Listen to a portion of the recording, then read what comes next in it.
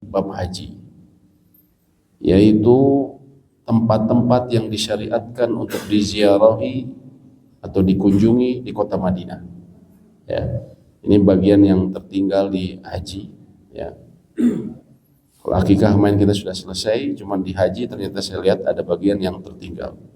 Dan menurut saya cukup, ya ini cukup penting pula mengenai tempat-tempat yang disyariatkan untuk diziarahi di Madinah. Tentunya yang disebut Madinah di sini adalah kota Madinah An-Nabawiyah. Madinah secara makna bahasa artinya kota. Yang dimaksud adalah Al-Madinah An-Nabawiyah, kota kenabian, yang juga diberi gelar Al-Madinah Al-Munawwarah, Madinah yang bercahaya, yang dahulu bernama Yathrib. Di bab ini disebutkan mengenai pertama adalah ziarah ke Masjid Nabi SAW, dan bahwasanya disunahkan ziarah ke Masjid Nabi SAW dan safar ke tempat tersebut kapan saja dari hari-hari dalam setahun, entah itu berhubungan dengan kita haji, sebelum hajian atau sesudahnya ketika mereka yang pergi haji. Dan ziarah ke Masjid Nabi SAW tidak ada waktu khusus. Ya, mohon maaf, terkadang ada travel yang memanfaatkan waktu khusus, ya, dengan istilahnya Masjid Nabi. Oh, ini pas lagi Isra Mi'raj, atau juga pas berhubungan dengan Maulid. Seolah-olah ada keutamaan ketika ke Masjid Nabi datang di waktu-waktu tersebut. Namun itu hanya sebenarnya jualannya travel. Ya. Tidak ada keutamaan khusus di waktu-waktu tersebut. Dan juga tidak disyariatkan ya melakukan sesuatu yang khusus di waktu-waktu tersebut juga. Dan juga tidak berhubungan dengan ibadah haji. Dan juga tidak berhubungan dengan ibadah umroh. Artinya berkunjung ke Madinah tidak berhubungan dengan haji dan tidak berhubungan dengan umroh, ya. Bukan juga termasuk syarat haji dan wajibnya. Kalau di kita berhubungan untuk jemaah Indonesia karena sekalian pergi, kalau kita ceritanya sekalian safar, dan tentunya safar ke sana sangat jauh dan mahal, sehingga sekalian ke Masjid Nabawi. Namun pada hakikatnya bila bicara tentang ibadah, ini tidak berhubungan dengan ibadah haji dan juga tidak berhubungan dengan rangkaian ibadah umroh. Hanya saja ini merupakan amalan ibadah yang sunnah yang ditekankan. Dan sehingga di sini jelaskan bagi siapa yang datang menunaikan ibadah haji tentunya patut mengunjungi masjid beliau sebelum atau sesudahnya. Khususnya bagi orang yang berat dan sulit melakukan safar ke tempat ini seperti orang Indonesia, ya, tentunya sangat sayang sekali. Makanya jumlah kamar di kota Mekah dan Madinah itu jomplang jauh. Di Mekah itu sekitar hampir 4 jutaan. Adapun di Mekah itu di Mekah 4 jutaan, kalau di Madinah itu cuman hampir 10%-nya, 400 ribuan. Kenapa? Karena jemaah-jemaah orang Saudi, jemaah-jemaah orang Arab, ya, yang di sekelilingnya itu tidak langsung, mereka biasanya hanya umroh saja tapi tidak ke Madinah, sehingga memang kesediaan kamar juga tidak terlalu banyak.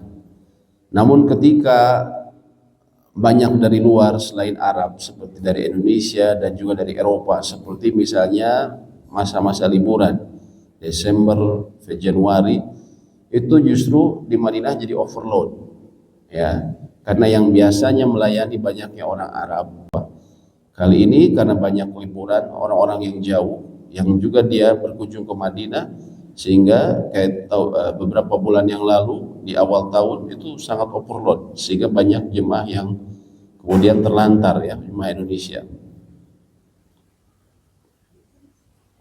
Kemudian seandainya para jemaah haji melalui Masjid Nabi SAW dan sholat di dalamnya, tentu itu akan memperbesar pahala mereka, dan mereka menggabungkan dua kebaikan. Yang pertama tentunya menunaikan ibadah haji dan juga mengunjungi Masjid Nabi SAW untuk sholat di sana, dengan tetap memahami bahwa kunjungan ini bukan termasuk penyempurna haji. Nah ini yang harus difahami, bukan bagian dari haji.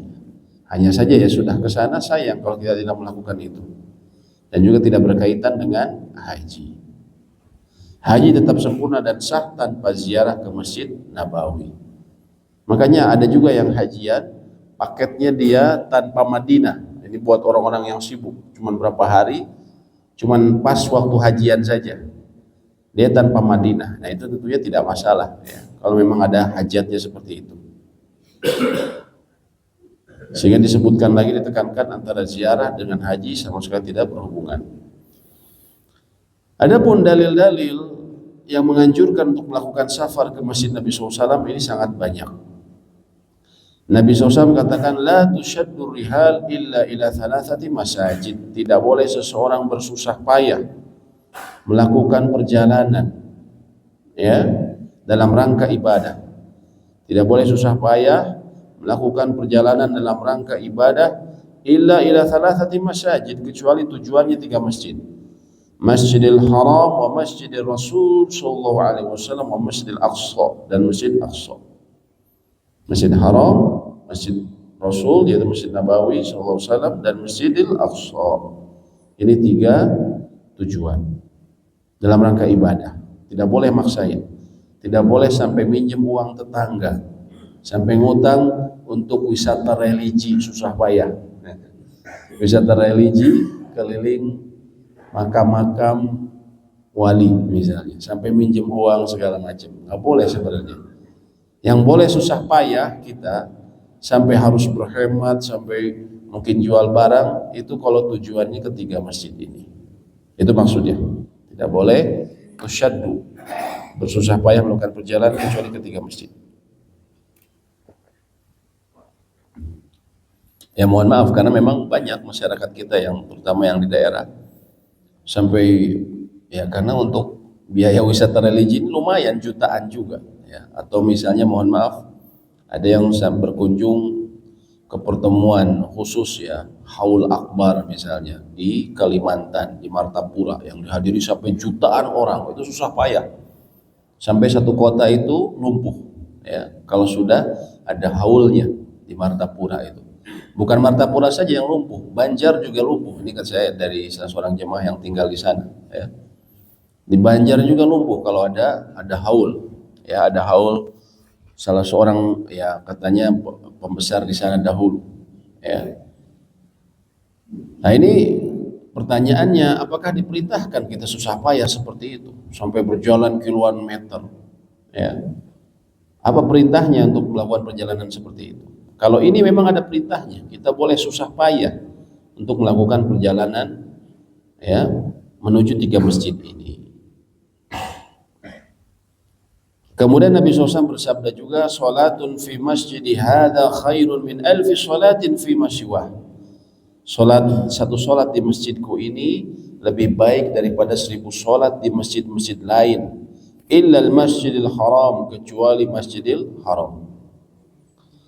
Ya, jadi masjid-masjid yang memiliki keutamaan, yang pertama tentunya Masjidil Haram. Masjidil Haram berapa kali lipat, Pak? 100.000 kali lipat. Sujudnya Bapak Ibu di soft yang bersambung walaupun di atas aspal. Kan kalau Masjidil Haram kali lagi penuh, Bapak sampai melubar keluar kan?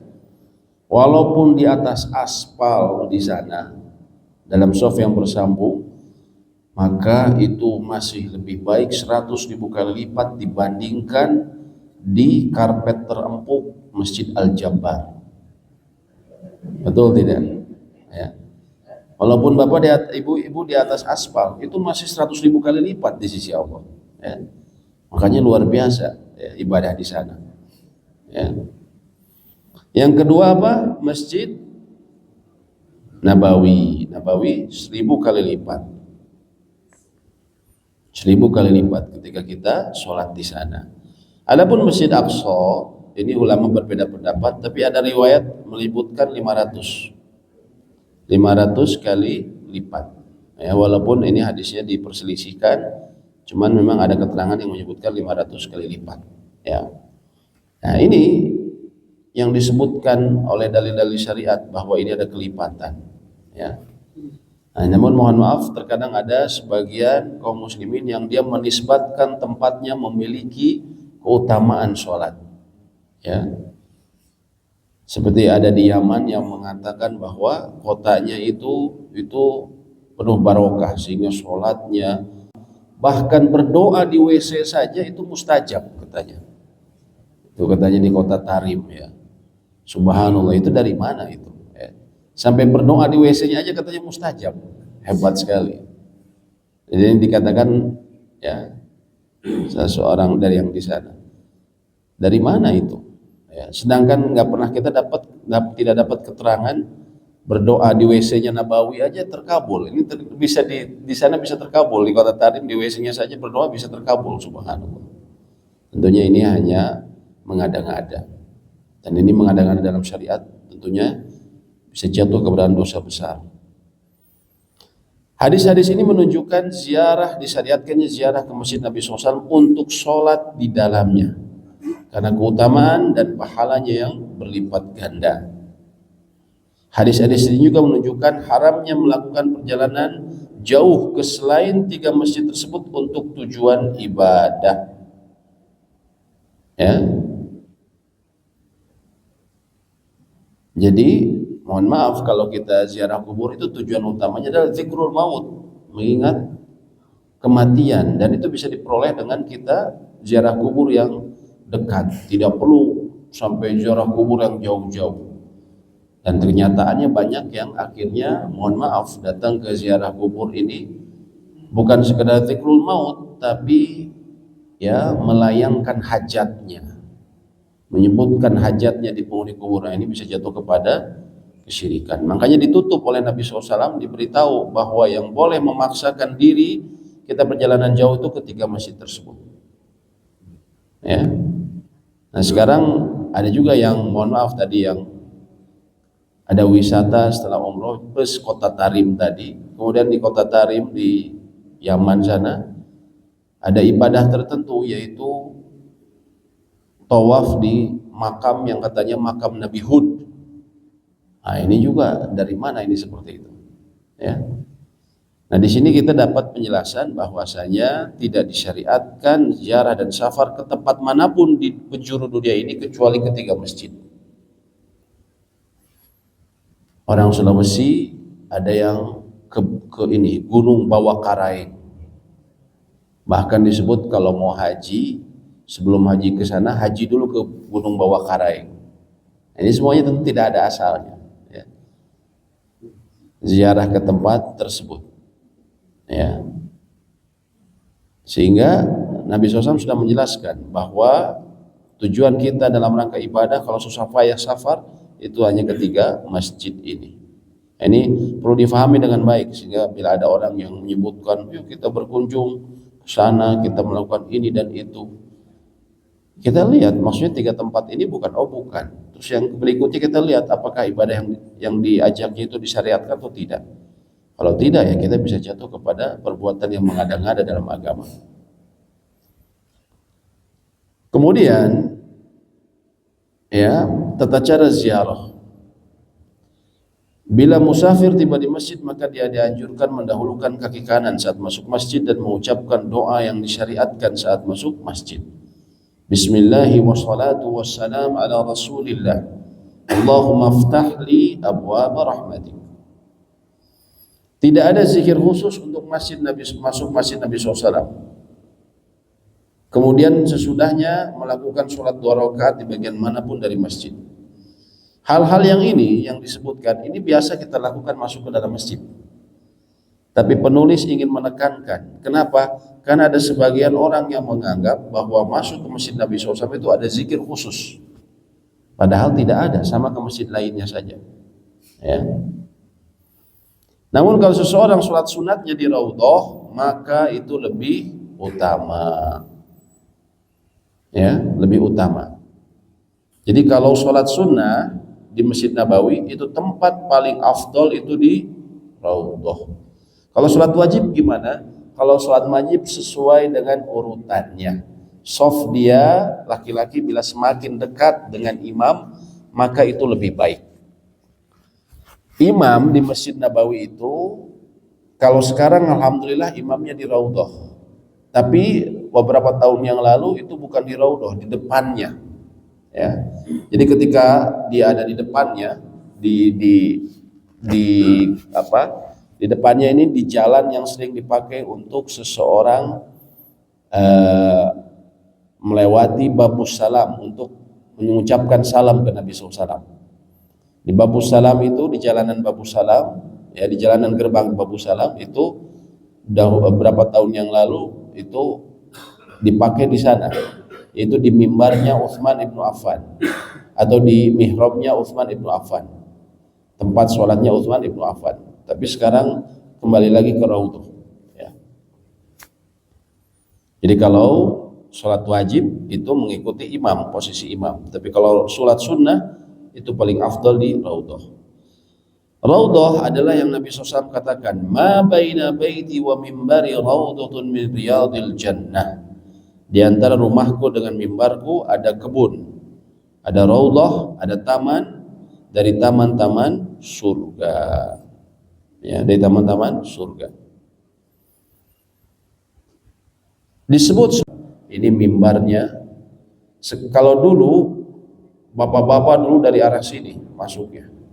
Kalau sekarang lewat sini, lewat belakang. Babu nisa, pintu wanita. Jadi dari bawah kita masuk. Ya. Dari arah belakang kita masuk.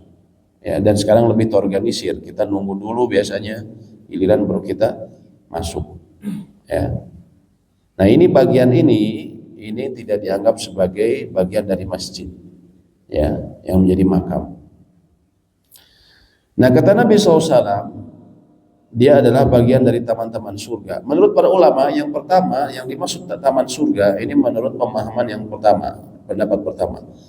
Antara makam atau rumah Nabi SAW dengan mimbar tempat beliau berkhutbah. Di antara tempat ini adalah taman dari taman surga. Makna yang pertama adalah bahwa bila orang beribadah di sana, maka akan diberi ketenangan seperti orang yang berada di dalam surga. Ini subhanallah. Ya. Dan memang kalau kita berada dalam sana kan suasananya tuh tenang gitu ya. Indah, sejuk gitu, Masya Allah. Ini pengertian pertama menurut para ulama. Yang disebut, kenapa disebut Raudhatul min Riyadil Jannah, taman di taman surga? Yang pertama karena dia orang yang beribadah di sana akan merasakan seperti berada dalam keterangan dalam surga. Pengertian yang kedua yang disebutkan ahli ilmu, mereka yang disebut taman surga artinya orang yang beribadah di sana, dia mendapatkan keutamaan sehingga dengan amalan yang dia lakukan di sana itu bisa menyebabkan dia masuk ke dalam surga. Ini pengertian yang kedua. Adapun pengertian yang ketiga kata para ahli ilmu adalah disebut taman surga, dia adalah bagian dari surga yang kelak nanti pada hari kiamat akan dikembalikan ke surga sebagaimana gunung Uhud. Gunung Uhud kata Nabi SAW adalah gunung dari gunung surga yang kelak dia akan berpindah ke surga. Nah, ini makna yang ketiga menurut para ulama kenapa disebut taman dari taman surga. Satu dari tiga makna tersebut semuanya makna yang kebaikan dan luar biasa, menunjukkan keutamaannya. Ya. Nah, barang siapa berkunjung ke Masjid Nabi SAW, dia patut menjaga pelaksanaan sholat 5 waktu di sana, memperbanyak zikir, doa dan sholat sunat di Raudhah. Ya. Kalau memungkinkan, ya, walaupun sekarang Raudhah tentunya ngantri, harus pakai aplikasi atau kita harus, ya kalau bareng travel biasanya. Ya travelnya harus daftar dulu, harus punya tasreh, ya. Dan terkadang gampang-gampang susah, ya. Dan belakangan juga sering kali susah sehingga orang Indonesia ada yang kreatif jadi jual beli, ya. Nah, ini tentunya tidak benar, cuman ya itulah kenyataannya, ya. Jual beli untuk bisa masuk. Nah, di sana di Raudhah, ini lihat kita di sini, kalau di Raudhah kita memperbanyak zikir, doa dan sholat sunat. Apakah bila saya berdoa di Raudhah itu doa yang utama? Diharapkan demikian, namun tidak bisa dipastikan. Dalam arti begini, ini saya baca langsung di situs berbahasa Arabnya, situsnya ini ya, Masjid Nabawi. Jadi manajemen Masjid Nabawi. Di situ disebutkan bahwa tidak ada keterangan khusus dari hadis Nabi SAW ataupun Al-Quran yang menyebutkan bahwa berdoa di Raudhah ini mustajab. Tidak ada hadisnya sama sekali. Hanya saja karena keutamaan tempat tersebut, tempat tersebut, ulama-ulama salaf, ulama-ulama terdahulu mengatakan yustajabu bidzalik. Yurja bidzalik. Diharapkan demikian, diharapkan doa mustajab. Tapi tidak disebutkan secara khusus dalam hadis. Ya, beda kayak orang misalnya berdoa dalam Ka'bah, berdoa di Safa dan Marwah, memang disebutkan doanya mustajab. Kalau di sini tidak disebutkan secara khusus, hanya saja yurja bidzalik, diharapkan demikian karena keutamaan tempat tersebut. Ya. Ini yang perlu kita fahami. Jadi kalau kita qadarullah tidak bisa dapat giliran ke Raudhah, ya semoga sehingga tidak terlalu kecewa ya. Karena kita kalau mau berdoa banyak, terutama di Mekah, tempat-tempat yang mustajab, yang jelas-jelas mustajab. Adapun untuk sholat fardu maka disebutkan maka yang lebih utama pengunjung dan selainnya untuk maju ke depan, ya. Karena shaf awal lebih diutamakan daripada Raudhah. Ini saya sedikit kasih gambaran. Ini makam Nabi SAW. Ini mimbar. Ini kan Raudhah ya tadi. Nah ini jalan yang dipakai orang untuk mengucapkan salam ke makam Nabi SAW, yang masuknya dari Babus Salam. Nah ini waktu ditulisnya tulisan ini memang ya berpuluh-puluh tahun posisi imam tuh di sini. Ini mihrabnya Utsman ibnu Affan. Ya, Utsman ibnu Affan. Jadi waktu zaman Nabi SAW masjid itu seperti ini, segaris yang di sini, garis ini. Ya. Ketika zaman Umar diperlebar, dimajukan setengahnya. Umar dulu mengimami sholat di sini. Ya, Umar dulu mengimami sholat di situ, di sini. Dan di sini pula beliau ditusuk oleh Abu Lu'lu'ah sampai beliau meninggal. 3 hari setelah ditusuk, orang Majusi dibunuh di sini beliau Umar. Ketika zaman Utsman, mimbarnya pindah ke depan, dan ini masih ada sekarang, ada coetan gitu kan, ada jadi mimbar. Nah, beberapa tahun yang lalu imam itu Masjid Nabawi sholatnya di sini, ya, sehingga dikatakan yang lebih utama itu shafnya yang di mana? Yang lebih utama shafnya yang di sini. Orang sholat di shaf awal, di depannya Raudhah. Tapi karena sekarang imam kembali ke sini, maka tentunya yang lebih utama di jajaran ini, ya, di jajaran itu.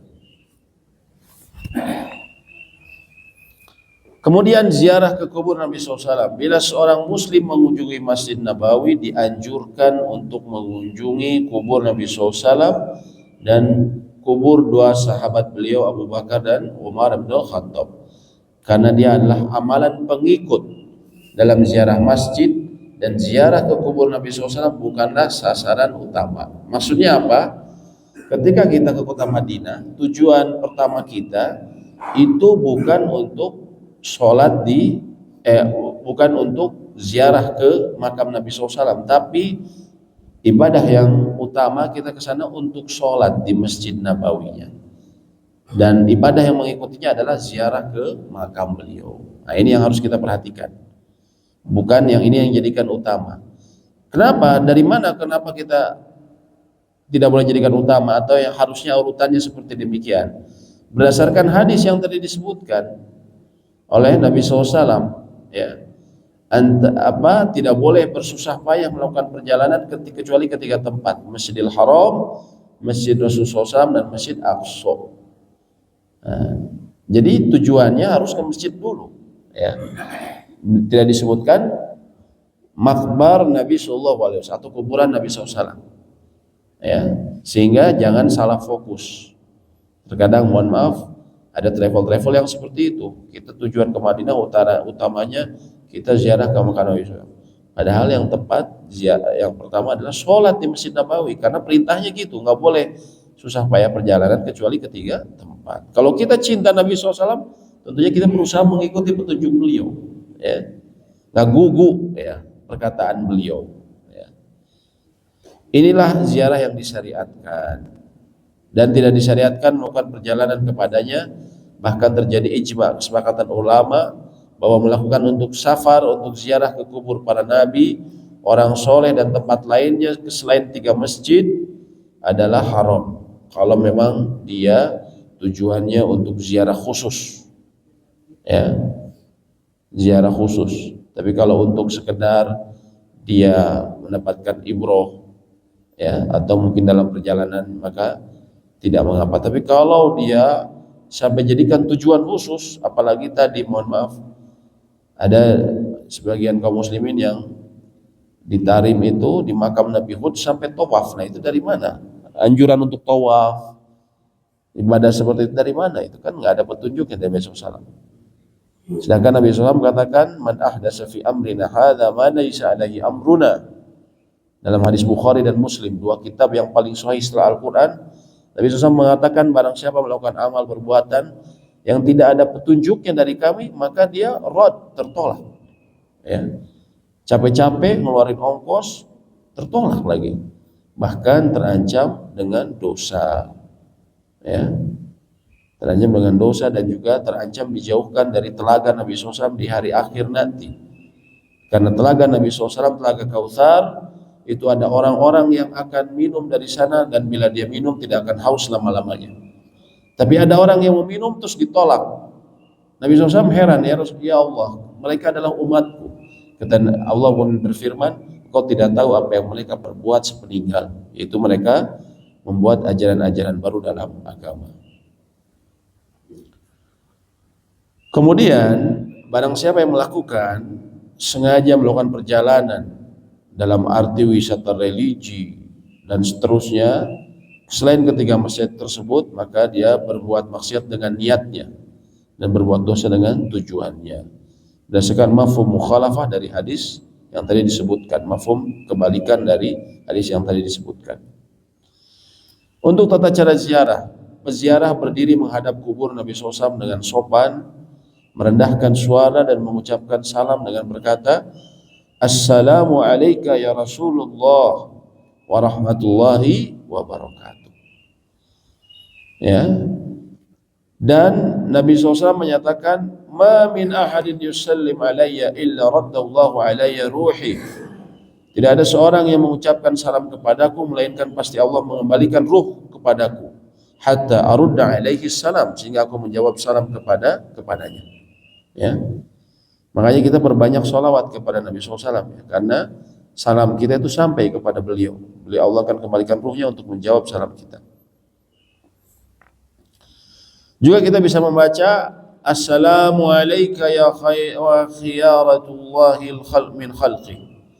Ashhadu annaka qad balagta ar-risalah wa adaita al-amanah wa nassahta al-ummah wa jahadta fillahi haqqa jihadi. Allahumma atihi al-wasilata wa fadilah wa ba'athu maqaman mahmudan lilladhi wa'adta. Allahumma ijzihi an ummatihi khairal jaza'. Nah, ini bisa juga kita baca, walaupun tidak mesti, ya, tapi bisa baca ini. Kemudian kita membaca salam kepada Abu Bakar dan Umar, mendoakan keduanya, memohonkan rahmat kepada Allah bagi keduanya.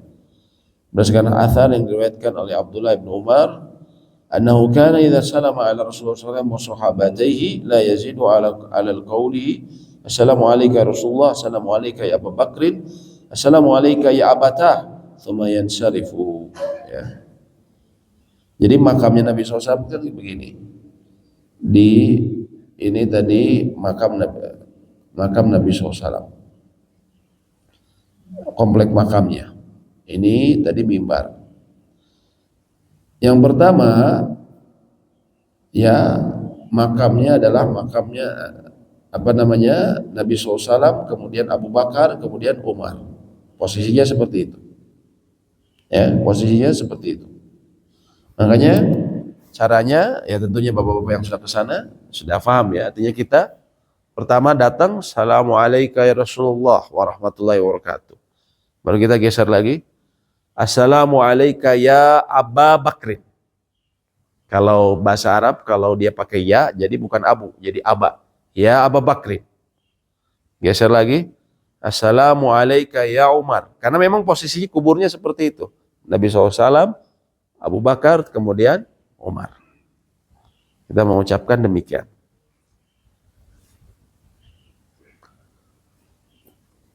Dan diharamkan bagi peziarah dan lainnya mengusap kamar, tembok yang mengelilingi kuburan Nabi SAW. Sebenarnya bukan mengusap kamar, tapi tembok.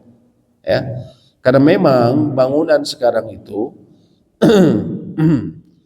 ini bukan tembok, jadi ini makam. Ya, tadi makam Nabi SAW sama sahabatnya. Itu kemudian ditutup ya oleh bangunan berbentuk limas. Ini makamnya. Ini temboknya itu full sampai atas dan juga sampai bawah dengan batu yang kuat yang didatangkan dari pinggiran kota Madinah. Jadi ini full tertutup, tercover sama batu-batuan. Yang kita lihat sekarang kalau kita noong ya misalnya ada kain segala macam, itu sebenarnya cover yang menutupi bangunan ini. Jadi ditutup oleh bangunan ini sampai beberapa meter di bawahnya. Kenapa sampai beberapa meter di bawahnya? Kenapa Pak? Pernah ada yang menggali, orang Yahudi jahatnya luar biasa.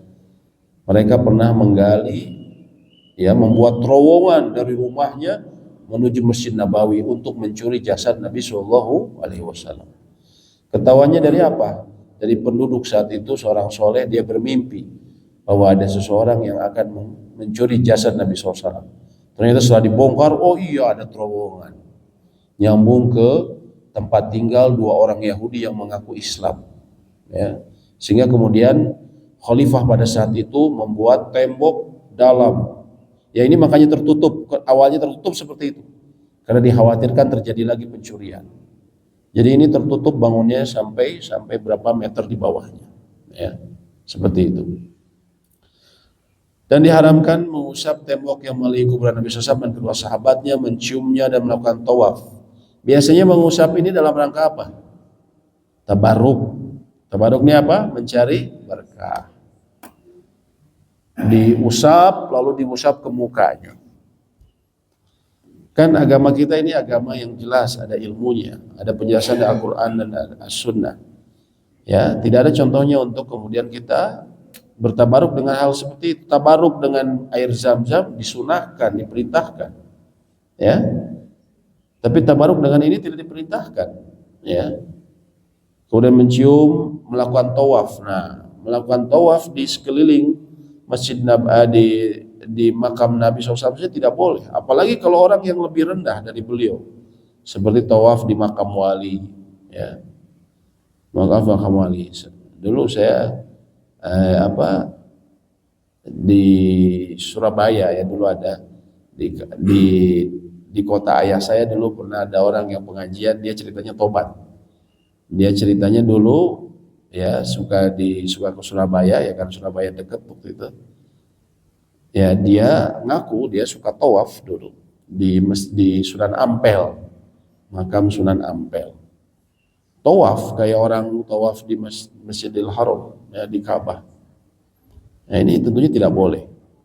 Ya. Menghadap ke sana saat berdoa. Nah juga banyak orang-orang tuh doanya menghadap ke Masjid Nabawi. Harusnya kemana Pak? Ke kiblat. Ke kiblat. Atau memohon pemenuhan hajat kepada Rasulullah SAW berupa kemudahan dan kesulitan. Nah ini termasuk mohon maaf kesalahan yang banyak terjadi oleh jemaah Indonesia. Pemenuhan hajat mintanya ke Nabi SAW, kesembuhan dari penyakit dan permintaan yang lain. Salah seorang ustadz yang saya kenal, dia pernah belajar di kota Madinah di awal tahun 2000 atau di akhir 90-an dan awal tahun 2000. Dia pernah diperintahkan oleh dosennya untuk meneliti apa yang terjadi di sekitaran Masjid Nabawi pada saat itu. Ternyata banyak orang yang suka melempar kertas, ya, di dekat Masjid Nabawi. Dia lempar kertas gitu. Suatu saat dia kan meneliti, ya, dia ambil kertasnya. Bahasanya kayak yang kenal ini katanya. Bahasa Indonesia. Tulisannya begini, kata dia bilang, wahai Nabi, anak saya mau nikah tahun ini, tolong permudah. Subhanallah, tolong permudah, anak saya mau nikah. Nah, ini nggak boleh, nggak boleh, ya. Atau ada yang ke makam Fatimah, makam sahabat, nggak boleh. Kenapa nggak boleh? Saya pernah bahkan gitu. Saya akan pernah cerita mungkin di sini ya. Saya alhamdulillah pertama kali ke Tanah Suci, ya, ke sana itu sekitar 13 tahun yang lalu, umroh backpacker. Umroh sendirian, betul-betul sendirian. Waktu itu belum musim yang judulnya backpacker. Sehingga saya kebingungan, saya ketika di masjid, ketika di bandara di Suta, saya ketemu sama kakek-kakek. Itu tujuan kami waktu itu Madinah. Kakek ini dengan santainya, dia hanya pakai kaos tangan panjang, pakai sendal, pakai koper kecil. Pak, Bapak mau kemana? Tanah Suci. Santai banget kayak ke jalan suci. Kata dia, saya udah biasa kayak gini. Ini usianya 60-an. Saya udah biasa, saya ini berangkat sendirian tuh udah biasa. Saya haji udah 3 kali. Ya. Umroh tuh udah belasan kali dengan cara seperti ini, berangkat sendiri, kata dia. Oh, Masya Allah, kata saya. Kalau gitu saya ikut Pak ya, saya ini nggak punya pengalaman. Oh ya udah, ikut aja, bareng aja. Kayaknya kita sepakat bareng.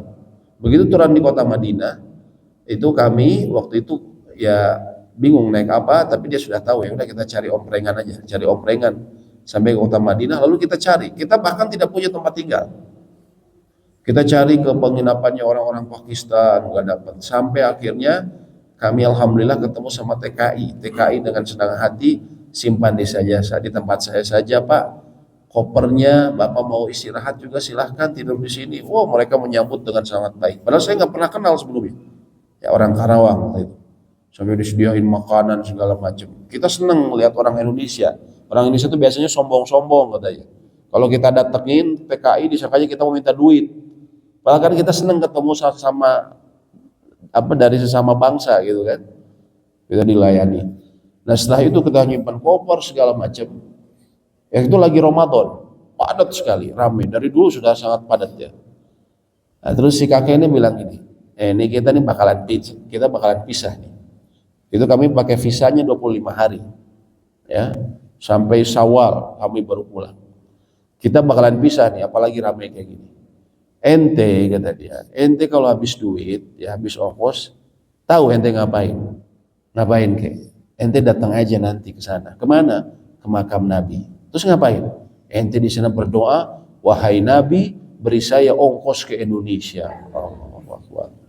Ini orang sudah haji 3 kali, umroh belasan kali, Pak. Saya disuruh kayak gitu. Ya. Padahal yang saya disuruh minta itu Nabi SAW. Dalam hadis sahih riwayat Imam Al-Bukhari, beliau pernah berkata, man mat, barang siapa meninggal, wa huwa yad'u min dunillahi nidda, dan dia pernah berdoa kepada selain Allah dan dia tidak tobat dari itu, pernah berdoa kepada selain Allah, walaupun ke malaikat ataupun ke Nabi SAW, dakhalan nar, maka dia akan masuk dalam neraka. Masuk dosa besar, dosa syirik itu. Ya. Nah, oleh karena itu ini bahaya. Nah banyak sayangnya Pak jemaah itu yang minta ke Nabi SAW, ada yang ke makamnya Fatimah, ada yang ke makamnya sahabat yang lain, minta-minta hajatnya, minta dipenuhi. Ini syirik, minta hanya kepada Allah. Kita ke sana untuk zikrul maut, kemudian mengucapkan salam, ya. Tidak selain itu. Nah, ini yang harus kita pahami, ya. Karena semua itu adalah milik Allah dan tidak boleh diminta kecuali kepadanya. Ziarah kubur Nabi SAW dan 2 orang sahabat beliau bukanlah wajib dan bukan syarat haji, ya. Dan ziarah kubur itu sama sekali tidak memiliki hubungan dengan manasik haji. Hadis-hadis mengenai ziarah kubur dijadikan dalil orang-orang yang menetapkan disyariatkannya melakukan perjalanan jauh ke kubur Nabi dan sebagai bagian dari penyempurna haji. Hadis-hadis tersebut adalah apa? Hadisnya ya termasuk hadis yang tidak berdasar, dhaif atau maudhu. Atau hadis maudhu ini hadis palsu. Seperti hadis man hajja wa lam yazuruni faqad jafadi. Barang siapa menaikkan ibadah haji namun tidak menziarahiku, maka dia sungguh telah berlaku kasar kepadaku. Ini hadisnya palsu.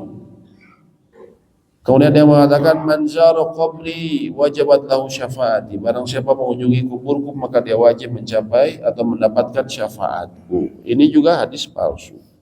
Kalau mau dapat syafaat Nabi SAW, ikuti, ngagugu, ikuti perkataan beliau, petunjuk sunnah beliau. Itu ikuti, itu dapatkan syafaat. Dan masih banyak lagi, namun tidak ada riwayat yang sahih yang berbicara mengenai mengenai keutamaan dari khusus untuk mengunjungi makam Nabi Sallallahu Alaihi Wasallam. Baik ziarah Madinah, baik laki-laki perempuan dianjurkan untuk pergi ke Masjid Quba. Ini tempat lain yang disunahkan dikunjungi, Masjid Quba, dalam keadaan suci dan melaksanakan sholat. Berdasarkan perbuatan Nabi SAW, karena Nabi SAW ya'ti Masjid Quba raqiban wa masyan fayusalli fihi rakaatain. Nabi SAW itu pernah berkunjung ke Masjid Quba dan dengan jalan kaki atau berkendara. Ini biasanya beliau lakukan di hari Sabtu. Beliau ke Masjid Quba dengan jalan kaki atau berkendara. Kalau berjalan kaki sekarang alhamdulillah sudah ada pedestrian streetnya ya. Ada pedestrian way, ada jalur jalan kaki. Ini sekitar 3 km ke sana. Bagi yang biasa senang jalan kaki pagi, nah ini pas ya. Kemudian Nabi SAW mengatakan di antara keutamaannya, man tatahhara min baiti tsumma ata Masjid Quba fa shalla fi sholatan kana ka ajri umrah. Barang siapa bersuci di rumahnya atau di hotel kemudian datang ke Masjid Quba lalu sholat di dalamnya, mau sholat duha ya, misalnya pagi atau pas ada sholat fardu, maka dia mendapatkan pahala seperti pahala umroh. Nah, ini besar sekali pahalanya. Disunahkan juga untuk berziarah ke kubur Baqi dan kubur syuhada Uhud ya, seperti kubur Hamzah, dan mengucapkan salam kepada mereka dan mendoakan mereka. Ini saja, salam dan mendoakan mereka. Karena Nabi SAW berziarah ke kubur mereka dan mendoakan mereka. Tapi ini tentunya tidak boleh memaksakan diri. Kalau memang memungkinkan kita ke sana. Ya. Nah, demikian mungkin yang bisa kami sampaikan. Nanti semoga pekan depan kita akan tampilkan. Semoga Allah mudahkan videonya ya, atau gambaran mengenai Masjid Nabawi, bagaimana rumahnya Nabi SAW, makamnya, raudhah, kemudian tanda-tanda di raudhah ya, dan juga beberapa tempat lain di Madinah yang mungkin akan sangat membantu bila kita tampilkan dengan gambarnya ya. Insyaallah semoga Allah memberikan waktu dan usia pada pekan depan.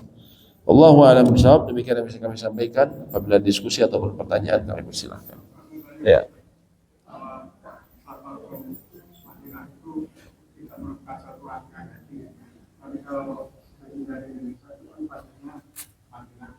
Ya. Ya.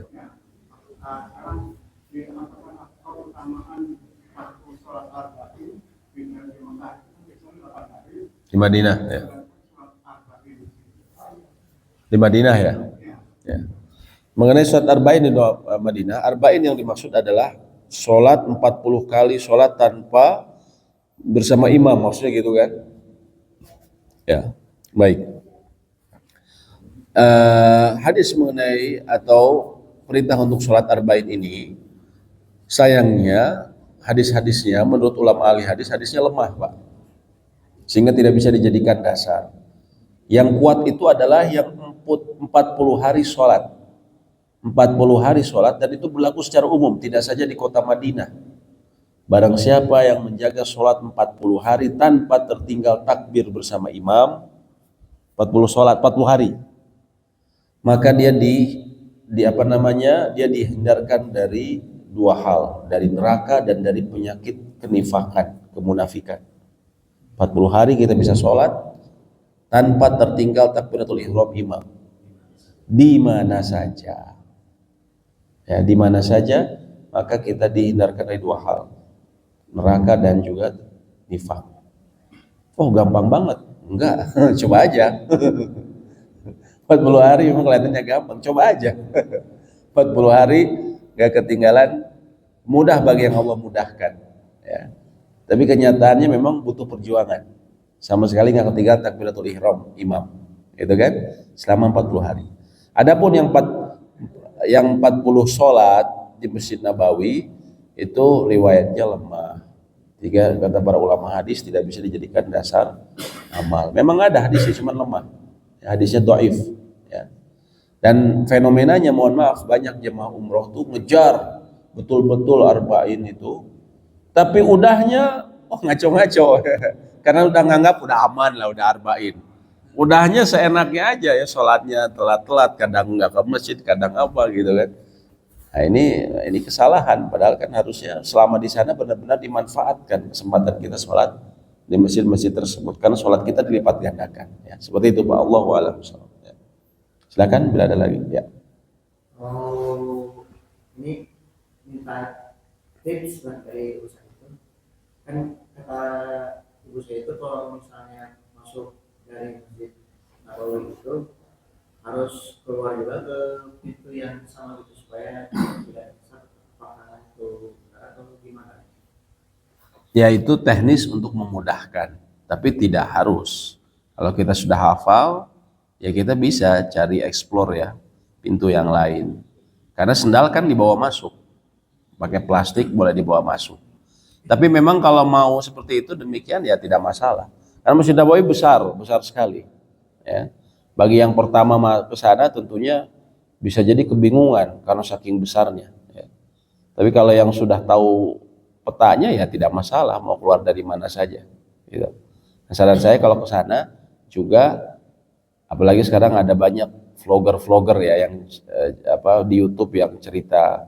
Nah, cari petanya, terus cari posisi hotel kita di mana, nomor pintu, terutama nomor pintu. Tapi memang potensi untuk tersesat itu besar ya. Saya masih ingat lah kunjungan pertama, kedua, ketiga itu masih nyasar-nyasar, saking besarnya kan Masjid Nabawi itu. Pintunya mirip-mirip, ya. Pintunya mirip persis, mengejar nomor juga kadang bingung juga gitu kan. Nah, tapi sekarang sih dipermudah dengan ya ada petanya, di internet bisa di-download ya. Petanya di mana, nomor sekian di mana, nah itu. Seperti itu. Masanya di sana bingung ya, mau nanya juga kita nggak tahu ngomong bahasanya mungkin ya, jemaah nggak tahu bahasanya. Seperti itu. Allahu a'lam bishawab. Silakan bila ada lagi yang tanyakan. Ya, ibu-ibu ada yang ditanyakan? Ya.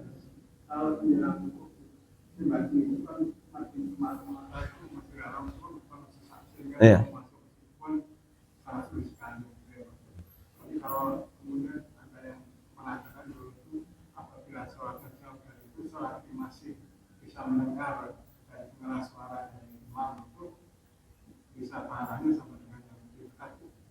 Baik, itu sebenarnya ada dua hal yang Bapak tadi bicarakan.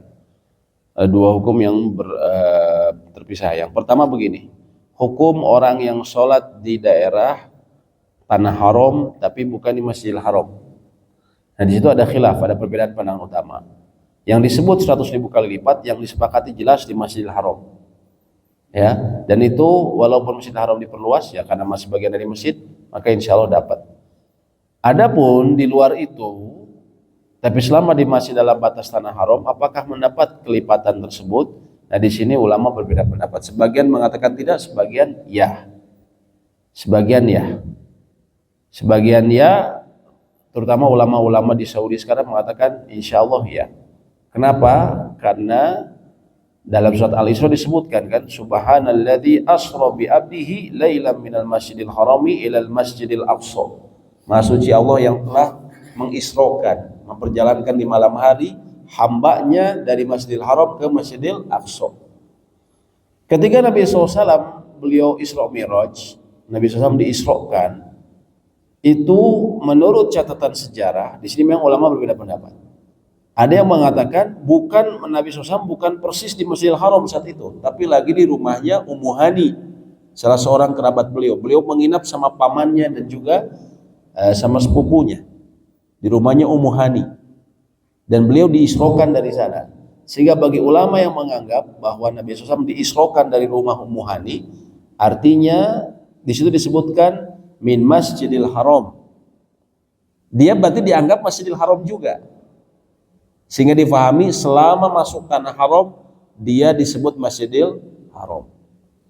Bagi ulama yang menganggap tidak, Nabi SAW itu memang dari Ummu Hani tapi kemudian dibawa oleh Jibril, dibawa ke Hijr Ismail, dan beliau kan dibersihkan lagi sebagaimana waktu kecil dada beliau dibersihkan lagi, baru kemudian diisrokan.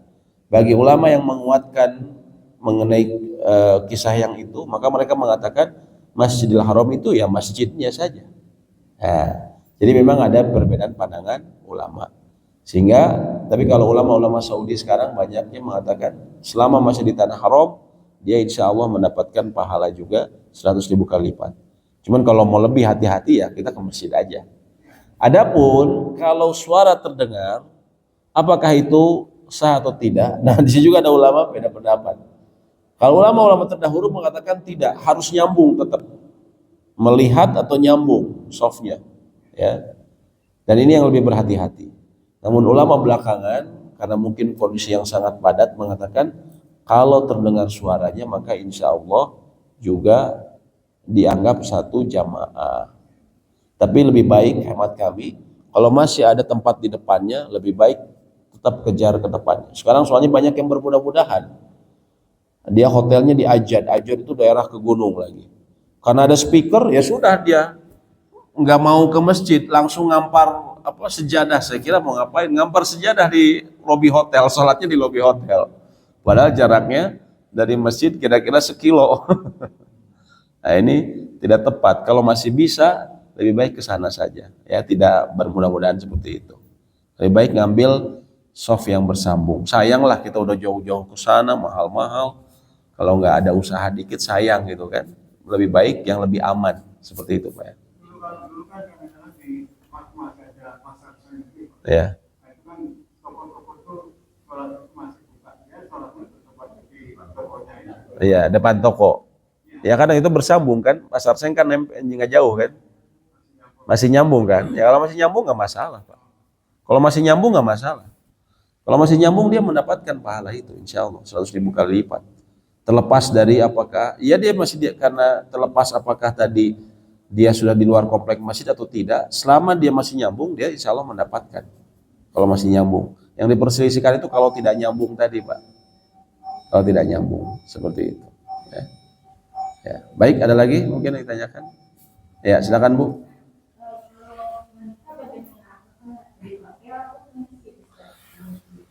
Nah, kalau wanita itu sebenarnya terdapat keleluasaan. Memang Nabi SAW mengatakan bahwa sholatnya wanita itu yang utama di rumahnya. Dalam hal ini, dan beliau katakan ketika beliau di kota Madinah. Sehingga memang di sana utama wanita disebut demikian. Hanya saja Nabi SAW mengatakan juga kepada para sahabat, la tamna'u ima Allahil masajid Allah. Janganlah kalian larang hamba-hamba wanita bila mau ke masjid. Maksudnya apa? Jangan dilarang kalau memenuhi syarat. Memenuhi syaratnya antara lain apa? Aman dari fitnah, juga tidak bertabarruj. Tabarruj ini tidak mengumbar aurat, tidak juga pakai baju yang bling-bling gitu ya. Yang menampak pakai wewangian ya. Maka bila aman dari fitnah, aman kesananya, aman dari gangguan laki-laki, juga tidak dia beradab dalam berpakaian, ya, dalam berjalannya, maka insya Allah tidak mengapa, ya, tidak mengapa. Ya. Sayang juga, soalnya kan memang kesana sudah jauh-jauh, kalau di hotel. Jadi sebenarnya terdapat keleluasaan, ya. Memang betul kalau keutamaan, tapi kan tidak tidak wajib, ya, tidak wajib harus di hotel. Jadi kalau mau, insya Allah tidak mengapa selama memenuhi syaratnya, ya, memenuhi syaratnya. dia tidak berpakaian yang ini ya, tidak pakai wewangian. Kan jemaah Indonesia mah kadang aneh-aneh ya. Juga ada yang bukan lagi ke sana ini lagi, malah joget-joget di sananya, di internetin ya, di TikTok, subhanallah, itu yang ngaco ya, seperti itu. Ya, seperti itu ya. Baik, ada lagi? Ibu-ibu mungkin? Ya. Baik, demikian mungkin bisa kami sampaikan, semoga memberikan manfaat. Semoga kita semua Allah mudahkan untuk bisa berkunjung ke kota Nabi tersebut, untuk bisa melaksanakan ibadah umroh dan haji, dan juga kita bisa sholat di Masjid Nabawi sana. Amin ya rabbal alamin. Allahumma anfa'na bima 'allamtana wa 'allimna ma yanfa'una wa zidna ilma. Rabbana atina fid dunya hasanah wa fil akhirati hasanah wa qina adzabannar. Subhanakallahumma wa bihamdik, asyhadu an la ilaha illa anta astaghfiruka wa atubu ilaik. Assalamualaikum warahmatullahi wabarakatuh.